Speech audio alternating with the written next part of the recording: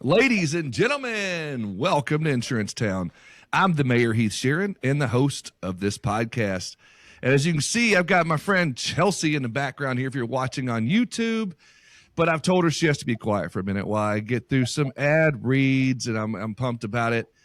Guys, I've got a new sponsor to bring onto the program, and I'm excited about it. I wish I had one of those air horns, Chelsea. I could just do the but I'm excited that we've got One Fort joining us in the program, and they are going to be a sponsor from now on. It sounds like they are AI for insurance agencies, and not your typical AI wrapper.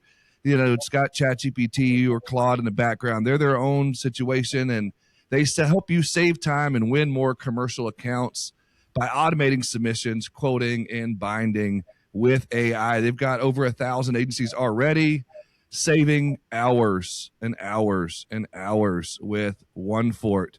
You can build smarter automations, faster quoting, and easier offload of manual work.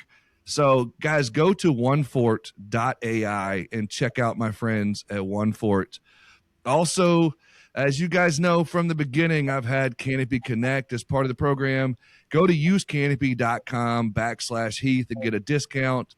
Book a demo and check out what they're doing with their intake platforms. They are the one-click solution to getting deck pages, to getting loss runs, to getting driver lists, anything you need to quote your prospects. Usecanopy.com/Heath. And lastly, my good friends over at Mav. You don't need a call center, just use Mav. Mav is the AI-powered insurance expert that engages unlimited leads with friendly text to quote, qualify, and connect prospects to your agents. I'll tell you, people that use them have 50% lower cost of service, 30% higher lead conversion rate, and 24% lower cost per acquisition. Go to hiremav.com and check it out. And I know you're going to love it. So, guys, I got to bring in my good friend here in Chelsea. I always want to say Chelsea Bell Carpenter just because that's what it says up here. So I don't know if you use all three names. Is it a three-name thing or not? We'll find out. It's a three-name thing. It is. She's already coming in. So get on in here and let's talk. Chelsea, how's it going? Hey, Mayor. So glad to be here. We have had some back and forth, and I'm in about divine timing. So I'm excited for this conversation. Yes, me too. It's been a long time coming, and I thought we were never going to get it scheduled, but we finally did. And it's exciting, man. I see you. I guess you're in my algorithm because I see you all the time on LinkedIn. I saw some really cool stuff you've been posting and some speaking events you've been doing. Man, you've been doing all kinds of fun stuff. Yeah, I definitely have had some momentum lately since last time we talked, actually, and you were so generous with some of your advice. I know I'm in your algorithm because I'm so supportive and always commenting on your posts. So maybe that's what it is. Like, hey, take a look at her. But yes, I've had. I'm so glad. Yeah, being on a few stages recently and doing some consulting work with some organizations as well. So getting this message out there, and I couldn't be more excited about it. Oh, man, I'm so happy to see it. And I know the first time we ever connected, I was just like, I could have stayed on the phone with you for like an hour or two just listening to all the things because I was like, yeah, me too. You know, I feel that way too. And so I think the message you bring to the table is so incredible. And I know there's a lot of people listening right now that are going to resonate. And so I can't wait to get into that. But before we do, I know we're going to talk about a lot of things that aren't necessarily insurance policy or insurance marketing or anything like that.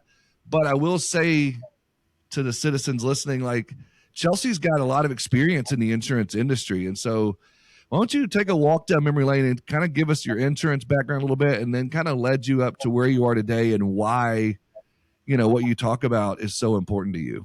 Yeah, absolutely. So put on your seatbelts, everyone, because it's a pretty wild ride the last 15 years. Yeah, baby. Let's go. I was definitely not someone who grew up and was, had insurance on the brain. I was a driven, post-college student applying back. I'll date myself, looking in ads and, looking for job postings, trying to just decide where I wanted to be. And at the time, really money was the driver, right? I wanted a good paying job that had a lot of opportunity to promote. And I ended up finding myself at Farmers Insurance to start. I was able to get my license, became an agent, really enjoyed the flexibility of that job, was able to still do some other things, some income producing things on the side at, 23 or 24 years old. And then some things happened in the family, some exciting things. My sister had her first son, my first nephew, and I ended up moving back up north to Northern California, where I was originally from. And at that time, honestly, didn't really see myself necessarily carrying out my book of business or continuing down. I was just really open to whatever the universe had in store for me. And a family friend mentioned a couple that owned a service master here. And I was like, well, what's this? So, jumped into this role that was intended to be some sort of like marketing focus, kind of help them build out some non-network program work. And I really fell in love. The first time that I went to a loss and I met a family and I just was listening to the experience they had gone through. The first time I'm seeing a house just like completely torn upside down and in disarray, and just like emotionally going through that process with them. I quickly became almost like a project manager of sorts. So I was still kind of marketing for Service Master, but I also was really trying to understand every aspect of the claims process. Who were the key players? Who was involved? How did these things flow out?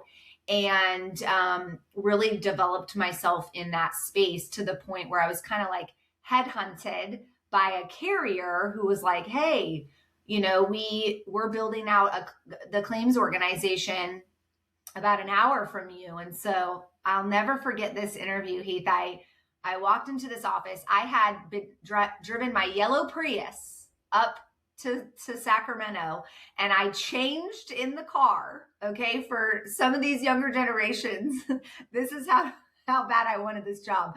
And I walked into that office and I basically just said, I've never done this, but I'm a quick learner and I am passionate, and I am going to prove to you that I am one of the best people you'll ever hire.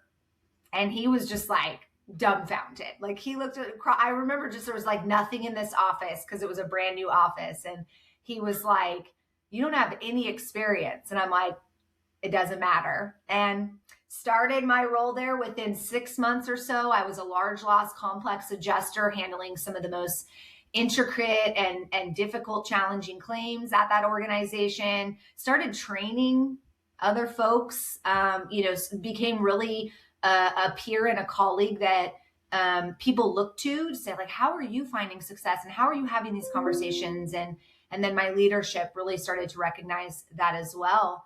And then again, kind of was headhunted. I have not interviewed for a job since Farmers, and that was in 2011. That's a flex. Look at you flexing over there. I got you. That's a flex. So, it's just about a matter of hard work and learning everything you can in whatever role you're in now, even if there's things you don't like about a job, like really just figuring everything out about that role and how you can expand. And I feel that helps you be seen by either internally your leadership or other companies. And that's kind of how I've, progressed and promoted within my own career. But now I find myself, again, I was at a dinner and my now organization noticed me and kind of threw something out on the table. And I thought, why not? So I'm back in sales, full circle from the agency back in sales. Now I'm in a service provider industry and love what I do, love being on the floor again, love connecting with clients, love bringing solutions to the table. And I really do have a very well-rounded understanding of the claims process. And I've kind of worked in so many different roles that I feel I can bridge a lot of gaps between, what we're offering and what the client needs. So it feels good to be where I'm at. Dude, that's a lot, man.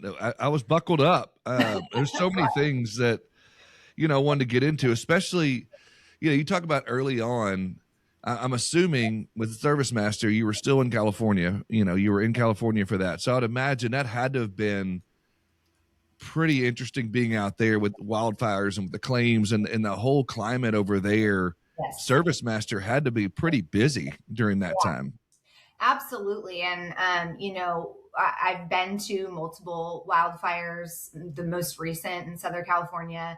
It never gets easier. It is one of the most breathtaking, devastating, apocalyptic, however you want to view it. But to see just the destruction, the mass destruction. And I know, hurricanes, the same, like fires just are they just hit a little different, and I don't know what that is, but I've had some really amazing moments in those experiences as well, meeting people on site and walking their home or lack thereof, and hearing memories and things of that area, but also the hope of the restoration and where their life was going to go and how they were going to pivot, and handing people checks to say, hey, like, what an amazing moment to, again, instill hope with them that your insurance company is here to make you whole again, and to help you restore and take those steps towards your new life. So it has been a very rewarding, but also very humbling career for sure. Oh, I can imagine.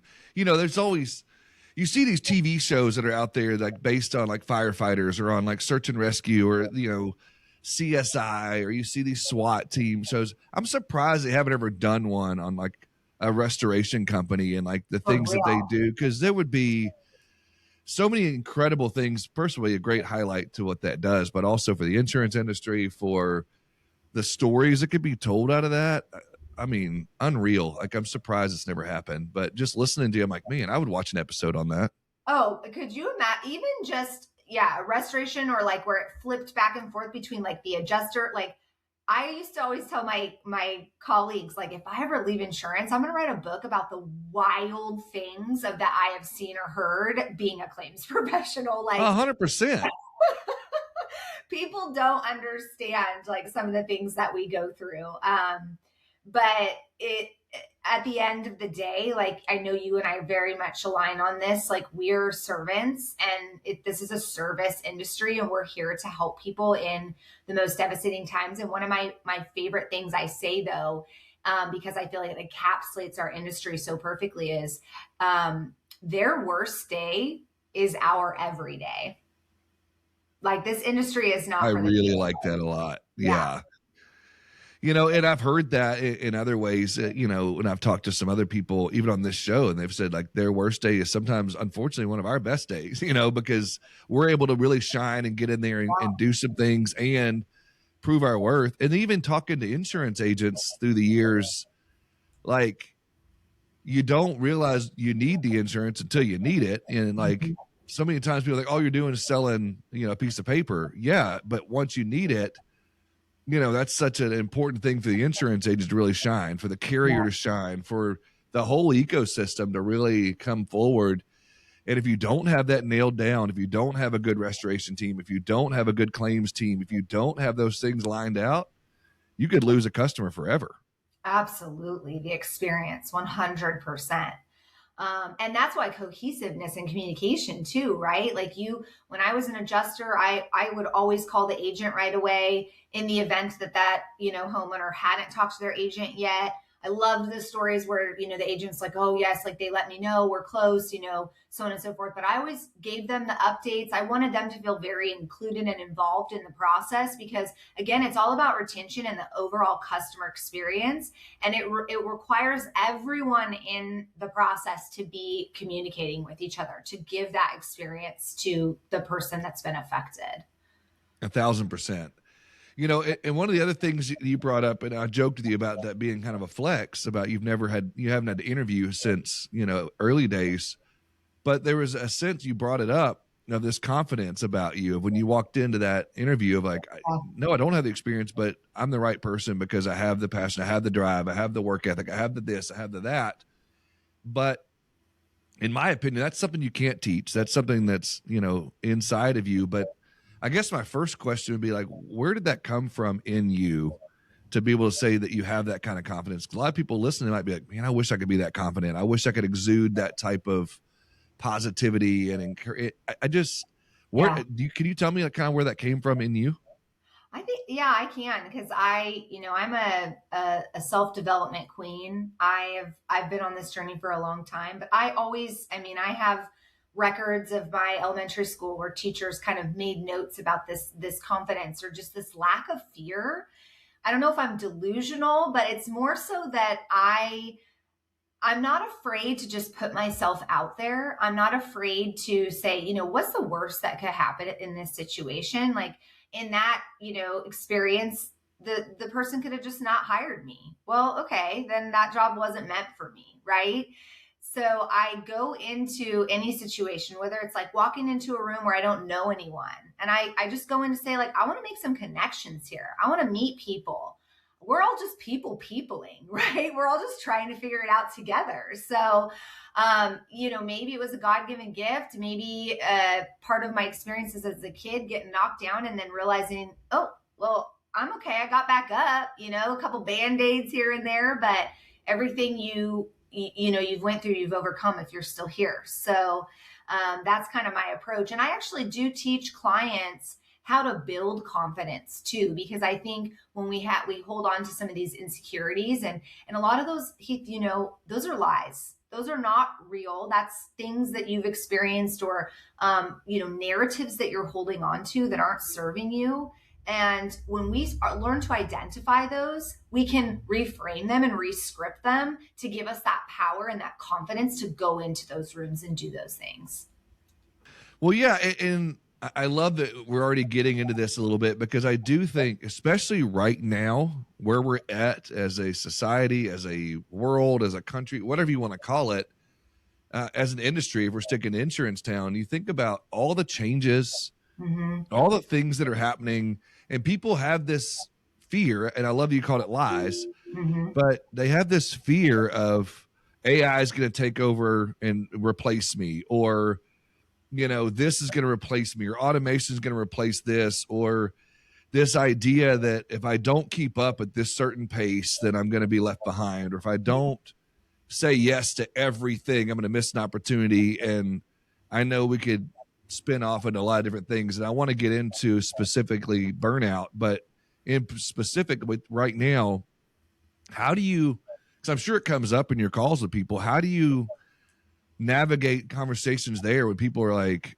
have this fear of, let's call it AI right now, or fear of technology, or fear of change, because there's a lot of changes. What I'm being prompted to say is that we receive everything we ask for. So when you are fearing or worrying, you're asking for that, right? So instead of fearing or worrying, what can you do that's in your control to be the best at your job? Or maybe it's that you need to learn AI so that your job is secure, because you can say, hey, I can use this tool. That AI is not going to replace all humans. I don't believe that. I don't have a fear of that. I think that if you become relatively well-versed in it, not an expert, and you just know how to use it, then you can actually become someone who is even more efficient in your current role and have it work for you. Or you decide that role isn't what's serving you any longer, and you're going to pivot and go over here. The other thing that I teach clients all the time is, and I learned this the hard way, to be honest, but like, your job is not your identity. Stop living that way. I'm sorry, but like, if you need to hear that, and if you just had to, like, your body just jolted when you heard my words, what you do is of service to others and is, for a greater goal or dream, but it is not who you are. And you can provide value and, and give back in so many ways. Don't limit yourself to the current thing that you're doing.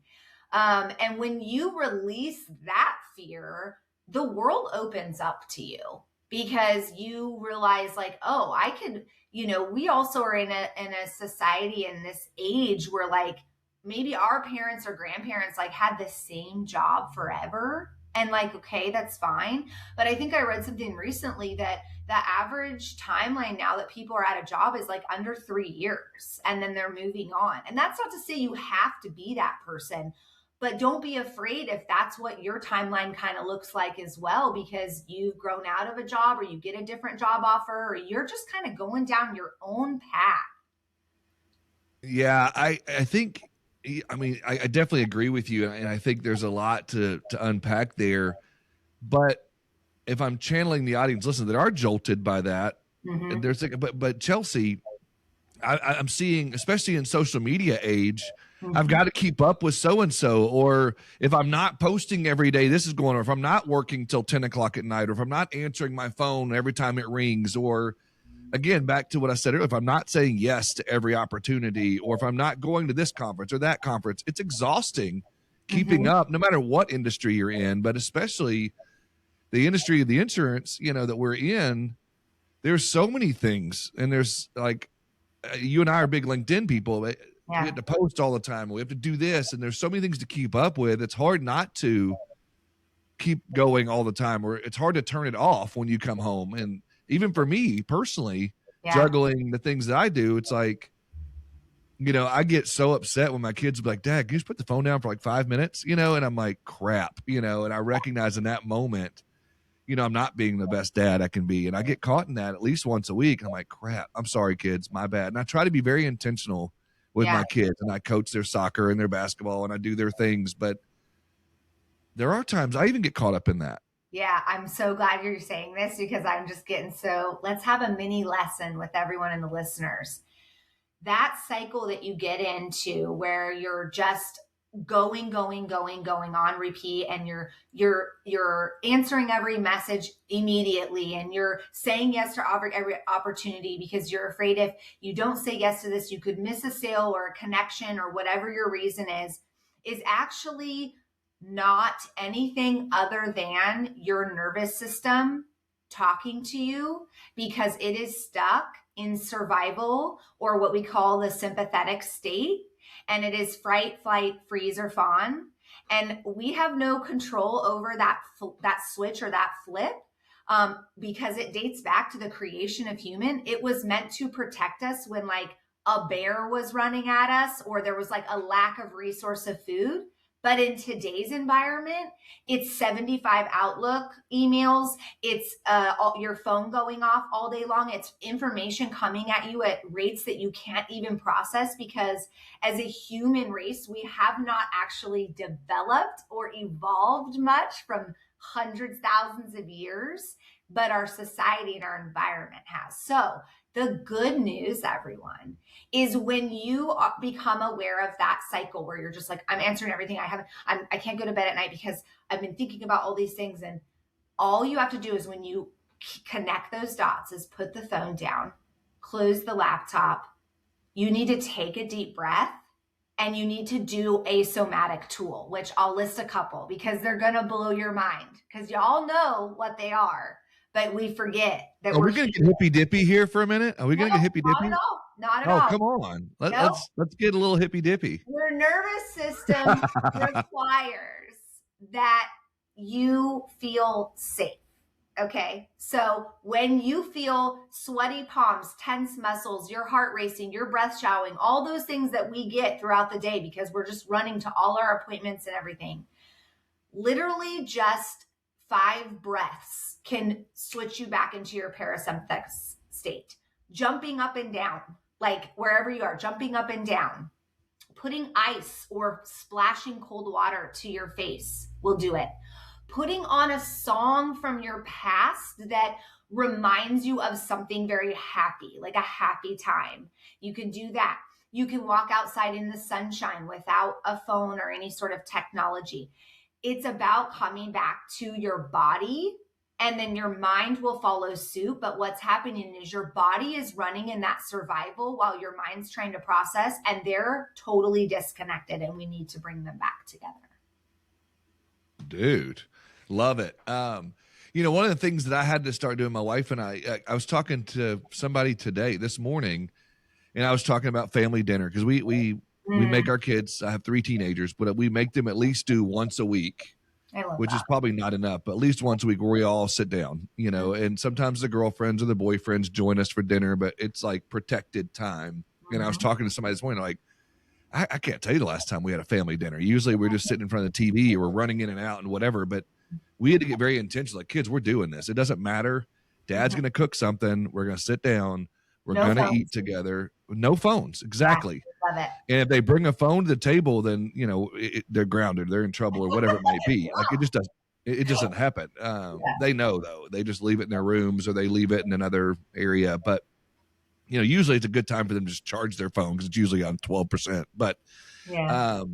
we had to get ready. But again, talking to somebody, they're like, well, we don't. I was like, you don't? Like, how do you not have a family dinner? But again, the point being, we had to carve out intentional time there. And for me and my wife, we decided we just celebrate our 10-year anniversary.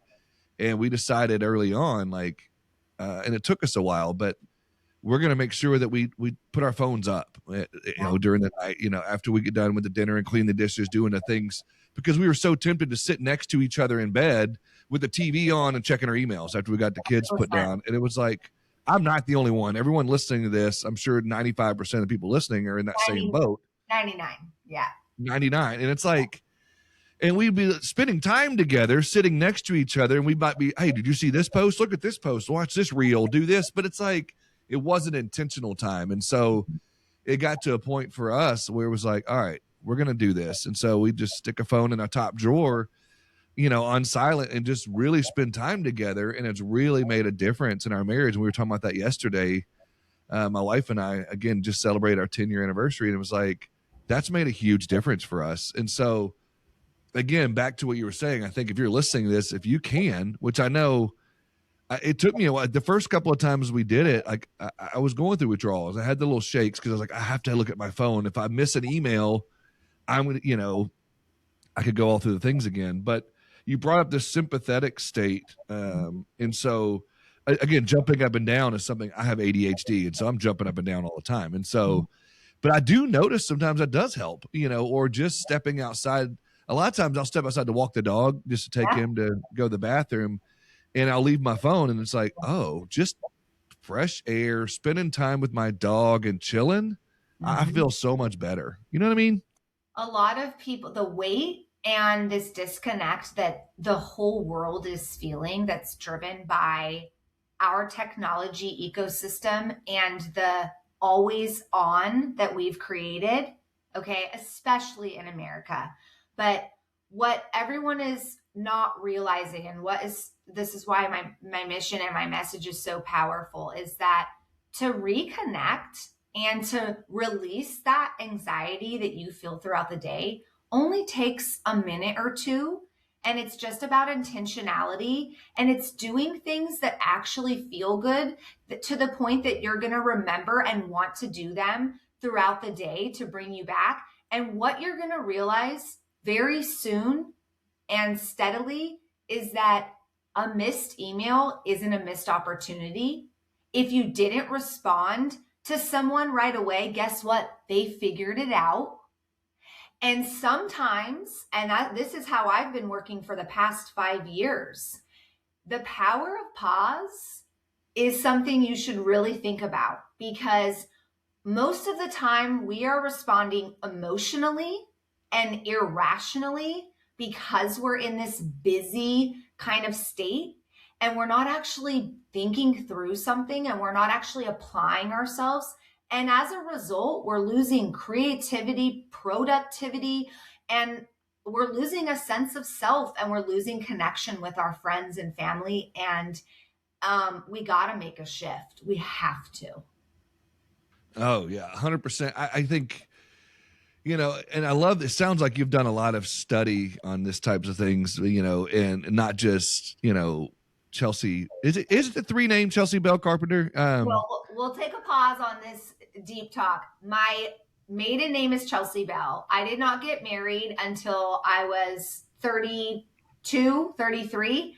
And it was like my identity. And so I told my husband I wasn't going to take his last name, and that did not sit well. So I decided to change my middle name to my maiden name. And now the reason why I have it like that is because so many people my friends, family, and industry friends call me Bell. They don't even call me Chelsea. So that's why you could just call me Chelsea, but that's why I like to add those names. Well, again, instead of it just being Chelsea's, thoughts, this is like research, Yes. backed things. And so I love that it comes from that standpoint. And one of the things I was going to bring in is, I don't know if you've heard of, there's a comedian that my wife and it showed up in my algorithm. Derek Stroop. Have you heard this guy yet? Mm-hmm. He has this bit that cracks me up, and he says we should bring back smoking. And he was like, you never meet somebody that comes in from a cigarette in a bad mood. Like just getting away for like 5 minutes to have a cigarette. That. Yeah. God, it's so funny, but it's almost true to think about. It's not even about the cigarette. It's just about getting outside and taking a 5-minute time out. Yes. And it just made me think about what you were talking about. So for those that don't know what I'm talking about, look up Derek Stroop. He's hilarious. But that bit really makes me laugh, because it's true. Like, those people that come out, for a cigarette and they come back in like, oh, they're a lot more calm. They're a lot, just because they took that 5 minutes away. But anyhow, I think one of the other things that's leading to, especially with the day and age, and I would think there's some, again, back to your research, there's got to be some facts behind some of this. We've always heard even in the 70s, 80s, 90s, whatever, the burnout and people being worn out and all that. But I would have to think that since the invention of social media and more with the AI and with internet and whatnot, that's had to have been some facts around ramp up of some of that. Am I right in that? Can I drop some stats for you? Drop them. Okay, so recently Forbes released an article that burnout is being reported across the nation at 66%, which is an all-time high. But it should be noted that is only in regards to the individuals who, one, were willing to admit that they were burnout, or two, that they understood what burnout was. I see a lot of people running around not being able to identify. I was going to ask you that, before we get too deep into any more stats, tell the audience, because we've heard the words burnout. We've heard people even might say, oh, I'm burnt out. But what is the true, surely with your research, what is that definition of burnout? We could start there and then kind of build from that the last little bit. So the true definition of burnout is when an individual's cognitive and emotional capacities are at their max. They come to a head. And psychologically, your brain function and structure starts to change, and your body you start to have changes in your body. So what that means to you, okay? I was about to say, okay, break that down. I'm from Arkansas. I'm slower than people in California. Put that on the bottom shelf a little bit. No, I had to do a bunch of research too, because I was like, well, how do you know if you're at capacity, right? So things that you would want to pay attention to are, are you having lack of focus? Are you having digestive issues? Are you detached from yourself? Meaning, do you no longer do things that you know are good for you or that you used to like doing? Are you short-tempered? Are you irritable with other people and you actually catch yourself going like, oh, why did I respond that way? And then the easiest way to know if you're actually in this burnout season, okay, and you don't need to live here forever, everyone, so don't worry, is that when you are just stressed, stress can be restored by a short period of rest, a good night's sleep, doing something fun, taking a break. When you are in burnout, you can sleep 10 hours a day for 3 months. You can still be doing and meeting all the expectations of your day, but deep down and based on the symptoms I just provided that you're in it. You're in the burnout. So if you're someone who says, I'm not getting much sleep and these are the things I'm having, you're probably in burnout. If you're sleeping a lot and you notice one or many of those other symptoms are things that you're experiencing, you're probably in burnout. Now, stress, remember, is actually a normal part of our lives. And to an extent, it is very healthy for us to experience. Like we go to the gym, we put our muscles under stress to help them grow. But stress, again, is like a short sequence, a period of time where I'm like, something happens, I feel my body get stressed, the issue resolves itself, and I move on with my day. You can feel in your body when you're stuck in a stress cycle, which is ultimately what leads to chronic stress, which is what burnout is. Well, yeah. And when I talk to people, again, recording episodes, talking to people at work, and at church or wherever it is, and I hear it a lot, and people even ask me, and I'm not even Chelsy Bell Carpenter, but and people ask me even, like, how do I know if it's just stress, or if it's just gas, or if it's like truly burnout, or if it's just I need to get a good night's sleep, or if it's truly like burnout, like I need some help, I'm deep in burnout.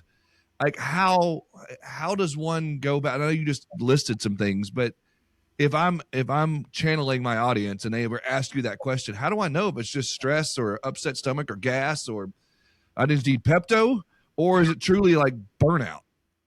I would say probably like a rule of thumb that you can use is if you get a couple good nights sleep and you can disconnect whatever it is, that there's like a particular thing that you're thinking about, and you know that that's going to be okay, that's probably stress, and that's going to go away. If you reflect on the past 3 months and you can't even kind of remember what's gone on, days are all blending together, everything feels urgent and nothing does at the same time. You are responding reactively to everything. Like there is no way you can be proactive because you're just putting out fires everywhere you go. And if you've had any of the other symptoms, which the symptom list, obviously some of these symptoms can overlap with other things, but you'll know simply by checking in with yourself to say, what do I remember over the last few months? When's the last time I truly felt good? Did something that didn't have to result in productivity? Like I just did something because it was fun, that I felt good, that I was enjoying myself, that I didn't need to accomplish. That's probably when you can decide, and you'll know, like, oh shit, I think I'm in it. Yeah, I hear you. That's again, getting personal in that, again, talking about, some of the conversations I've been having with my family, with my wife, and, even trying to think through, because again, as we were talking through, again, the podcaster comes out too much at my house too. But my wife and I were just talking. I was like, over the next 10 years, what are some things that we want to do? Like a bucket list of things that we were trying to figure out. What's a good hobby that she and I could do together as a couple? And we were having a hard time figuring that out because we tend to go to, number one, kid things, but number two, we'll go back to things that improve our business. And it was like, I was even struggling to figure that out. And I'm sure people listening and kind of what you're talking about, if you could find a hobby or find something that you're interested in, because I kept thinking, all the things I was coming up with were all either work related or kid related. We're like, no, what is something?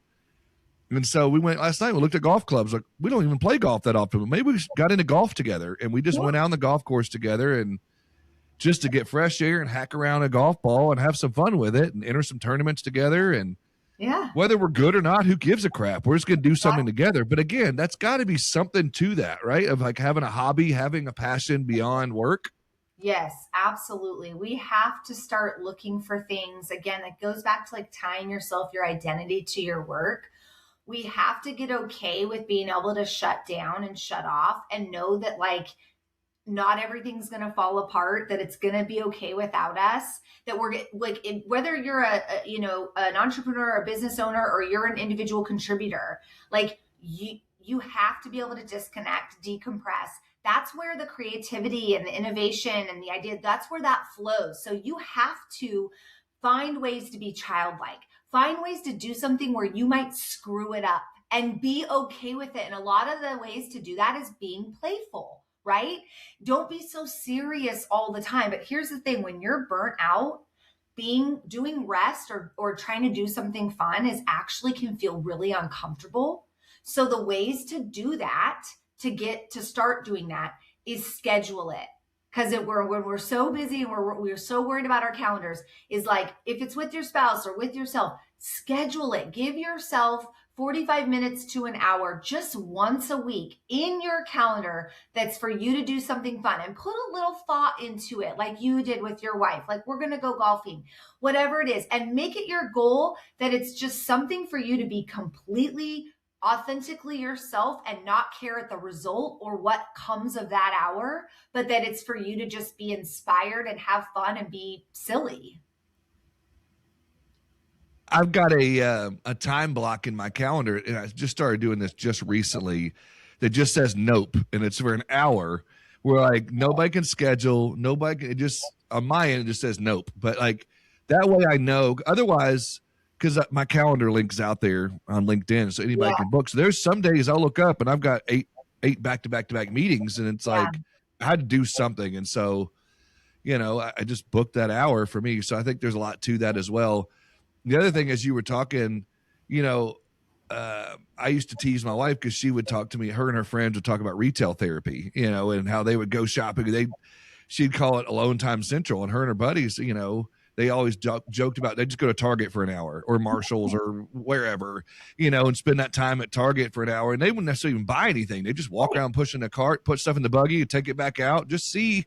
And I was like, that's so dumb. That's just Target trying to get you to buy stuff. But she was like, it's just time away. I put my, phone down and just spend some time. So again, to your point, there's some truth to those things. I've learned that now. And now when she says, I need some alone time, we call it ATC, my Alone Time Central. I know she's going to Target. She's going to walk around, whether she buys something or not, who cares? Yeah. She just needs a minute. So I'll take the kids and we'll do our own thing. And she's like, I'm out of here. It may be 2 hours. It may be 1 hour. It may be 6 hours, but mom needs a mental, you know? Yeah. And you know what, everyone that's listening, the biggest part of what he's saying is being aware that you need the alone time. Okay. When you determine that it is time, you need alone time, to allow yourself the space to do that without guilt. You don't need to earn alone time. You deserve it. And it's a part of the human experience.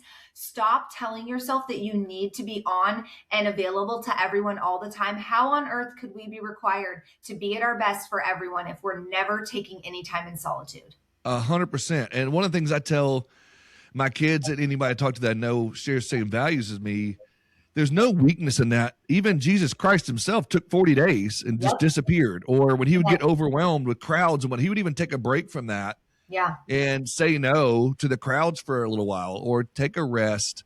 And he's Jesus, and so again, I don't think there's a weakness in that. It was able to help him to be the best version of himself. Obviously he was God, but still, I think if we could take from that and be able to say, okay, if I need a minute, I could take that. It's not going to make. I think that being vulnerable like that is the most courageous thing that you can do. And especially if you're a leader in your space, in your organization, or in your household, to be like, hey, mom needs a minute.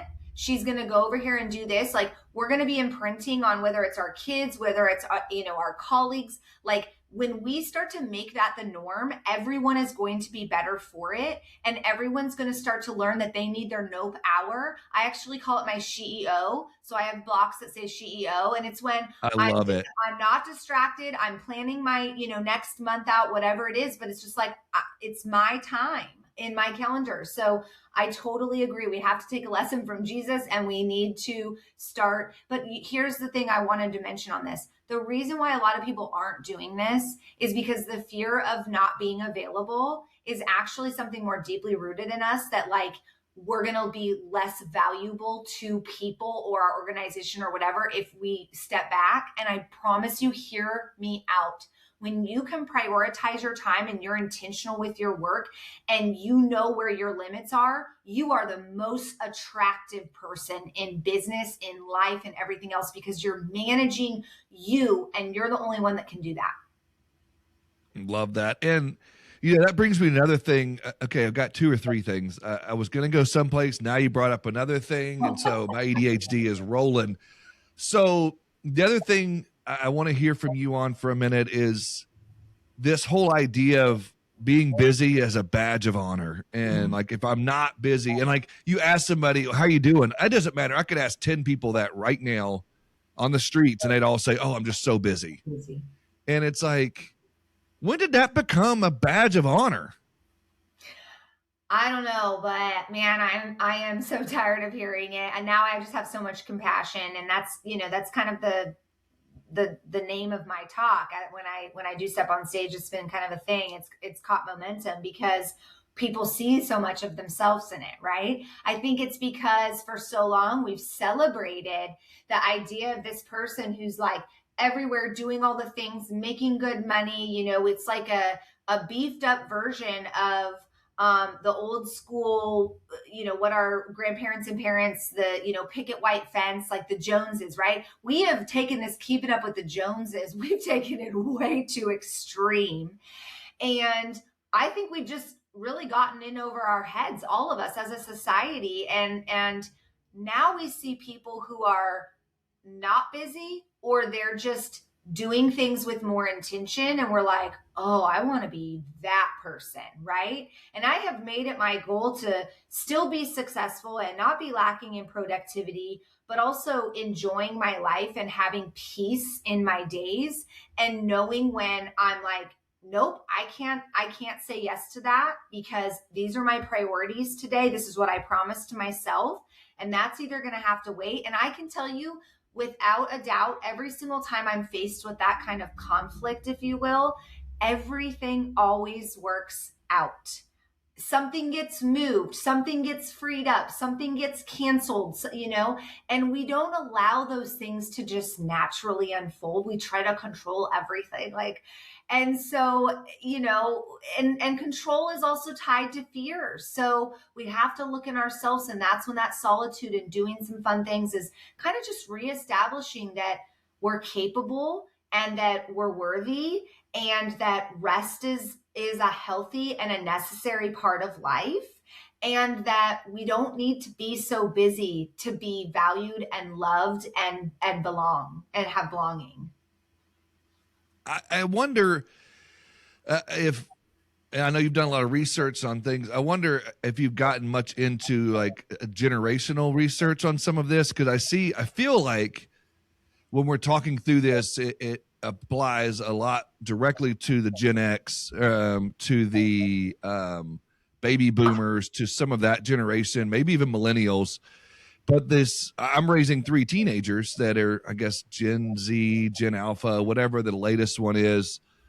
Now, I feel like with the whole talk of mental health and with them coming up in COVID and some of those kind of things, do we see in this next generation of people still struggling with this badge of honor, or still struggling with the burnout thing? Do you think that they'll, as they get into the workplace, will the Gen Z, Gen Alpha generation and the next whoever comes in, are we going to still see that continue to carry on, or is that going to be ending with the Gen X or the millennials? So I will say in my research that this is definitely hitting the millennial generation the hardest. I think a big part of that is that the millennial generation was the last generation to grow up without a phone and get a phone a little bit later in their child or young adulthood. The younger generations, like your children, there's a much more focus on mental health and well-being. Obviously we saw some really staggering numbers in COVID for some things that were just totally devastating. But I, work with HR departments and things in my consulting, and there's a lot of requirements for these younger generations. Like, they want mental health, they want balance, they want their time off. I think sometimes the baby boomers and whatnot are kind of giving them a bad rap, but no, they're entering into these workforces expecting what they deserve, which is just some sort of balance between their personal life and their work life, wanting to have healthier options, wanting to have some sort of benefits that include gym packages or things. And it's well, if you're an organization that wants to obtain quality talent and tenure people, you want them to be healthy. You want them to be going to the gym. You want them to be choosing the apple over the croissant, right? So what are you doing as the organization to kind of promote these things? But we also see the younger generations, alcohol consumption has dropped dramatically. And there is a ton of research that's saying that's You're exactly right. the younger generations, they're not drinking at concerts, they're not drinking at events. They're healthier than prior generations. And so I do see this shift coming. So my mission is really focused on the millennials and older, those folks who are really in the thick of it, and actually kind of learning from some of the younger generation and what they want in their workplace, and helping try to kind of model that with organizations to find that stability and that balance. Yeah, I've even also noticed, even with my kids, I have an 18-year-old who's, that's crazy to me, but he's graduating high school. But I even noticed even me now, but when I was his age, my bedtime was not 10 o'clock or 10:30. Like it was way later than that. And I even noticed with him, it's like he's in bed sometimes before 10, before 9. And I'm like, bro, what do you, and he's like, Dad, I'm tired. I'm worn out. I've had basketball practice. I've had school. I've had this. I went out with my girlfriend at dinner. We had this. I'm tired, Dad. I'm gonna go to bed. I'm like, what? He knows. Like even me, it. like, say what? He knows when to call it. Like it's crazy. And like my daughters are that way. It's like they'll come in sometimes and they'll just be like, I'm tired. I'm going to bed. And I'll be like, you kidding me? The news didn't even hit yet. I don't know who watches the news anymore, but I'm like, it's not even 10 yet. What are you doing? And like my wife and I'll stay up till all hours. And again, I don't know what that is. It's crazy to me, but I guess they get it a little bit more. So I think it's cool to learn from some of that. But on that same front, some of us, and again, I'm Gen X, and some people might say millennial. I was born in 79, 80, that time frame. So I wonder, even for us, we'll kind of like joke around like, oh, that next generation millennials, they're just lazy, or Gen Z, they're just lazy. But again, I think there's more of awareness than lazy. And I'm sure people listening right now are probably yelling at their phone like, yeah, it is lazy. But again, I think it's just that they get it sometimes, and maybe they understand. Maybe there could be too far on one extreme to another, but I do think there's some things we can learn from that generation. I think they're questioning the idea of what a perfect life is, and their ideal perfect life is not necessarily making X amount of dollars, owning a home, this and that. Like they're just they're a generation that's like, I want happiness. I want flexibility. I want to be healthy. I don't want to be at a desk 14 hours a day. That doesn't make them lazy. In fact, what it is it seems that they're more decisive on the life they want a little bit earlier on. And I think that's 100% influenced by the information that they have access to and have had access to since they were very little. They had a social media forever, and they saw a world that you or I did not see until what? 20s, like late 19, 18, 19, 20 years old. They're seeing it in like elementary school. So they're like, oh, I want that. And then they're just doing the things they need to get to that versus just getting a job and just working hard and then like collecting a paycheck or whatever. So 100%. And so many things I want to get into. I guess I could probably squeeze in one more question. And that was, as you start talking about organizations and wanting to, be a better organization when it comes to that mental health and some of those things, going back to burnout for a minute, how much of that is organizational, causing versus it's individual kind of thing? Okay. So the answer to this question is going to shock everyone, and preface, this is my opinion, but you guys, I've been researching, experimenting, testing this topic and everything about it for almost 6 years now. I think that burnout is 100% on the individual. Because you only have control of what you have control of. And I understand that I'm hearing people, I hear you that you're yelling at me saying, my boss is terrible and micromanages me and just makes every day a headache and this and that. And I'm like, I hear you and I get it, but what's in your control, right? We can learn to, one, not take things personal, navigate through situations, do things within our control, but also, why are you still there? I'm not saying to quit your job because you have mouths to feed or but you can start looking. I fully believe in the universe and God, and that when something is toxic, we walk away from it. We come up with a plan and we strategize, but you are in control of your own destiny. And if something is no longer working, you need to start taking the steps towards getting yourself out of that. And so I feel that the same way what I teach organizations and individuals directly is there is so much power in what you can do in an individual day to build burnout resiliency so you don't fall in that trap, but better so that you start to recognize patterns in your day and be able to navigate through those and make the changes that you need so you don't find yourself in this position where you're really deep in and you have to kind of claw your way out. You're going to start to have awareness a lot sooner. And I promise you, like my 5 years ago when I had my burnout, which was like, I got a 5-star for my burnout experience. Like I did all the things. I quit my job. I was like, it was a whole thing, right? But if I knew what I knew then now, like I would have navigated that situation entirely different, right? So I know I know that's probably not what people were going to expect because we like to blame, but we Well, have of course. Yeah. So you've mentioned consulting, you've mentioned working with people, you've mentioned corporations you've worked with, you've mentioned HR teams, you've brought up a lot of that, and people are listening are like, all right, he finally asked her, how can I get in touch with her if I wanted to? How could I work with Chelsea if I wanted to? What would that look like? What's the name of her business? What's the website? What is this? What is that? Go. All right. Well, I made it really easy for y'all. It's chelseabellcarpenter.com. And my name, if you're not watching, is Chelsy Bell, BellCarpenter.com.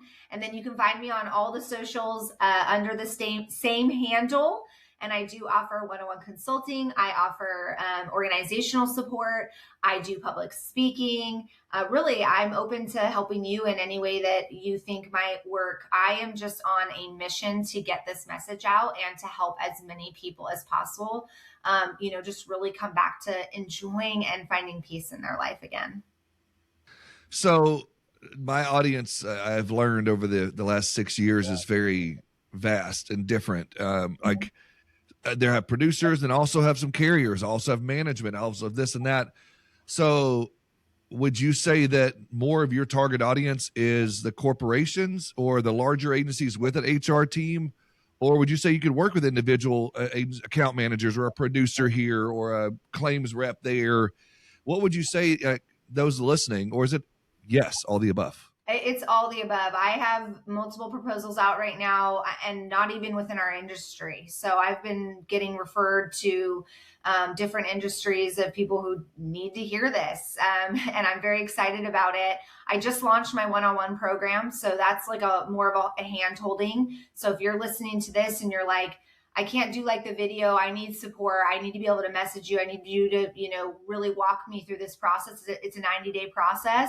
And I will take you through it. There's limited spaces for that, just so you know. So you can reach out to me on my website with that. And then organizationally, I can help people based on that organization. I curate my packages based on how many people, what is the need. I'm teaching something that's foundationally never going to change, but I curate to work with, within that organization and their size and everything else. So it's just a matter of reaching out to me.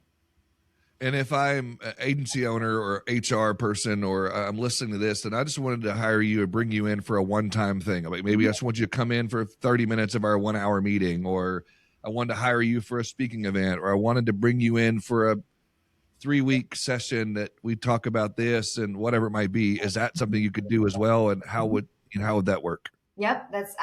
All of the above. And you can, I have a page on my website where you contact me, and there is a field where you can kind of type in what you're thinking. But as long as you put in your contact information, like I'm going to get in contact with you and we can have that discussion based on what your desires are. And I'll ask enough questions to really understand your need. And then we can work together to really position what that will look like for us to work together. Awesome. And then if you just want some good freebies out there, your LinkedIn page is full of good nuggets. I also have a free newsletter. Heck yeah. So sign up for that. Yeah. Find her on LinkedIn. And dude, I appreciate it. I feel like I got a free therapy session here for the last hour. And if you really enjoyed what you hear, listener, reach out. I'll have her links on the show descriptions here in just a second you could look at. But again, thank you so much for hanging out. Thank you for finally, I think we've been trying this for months and months now. So I'm glad we're able to finally nail this down.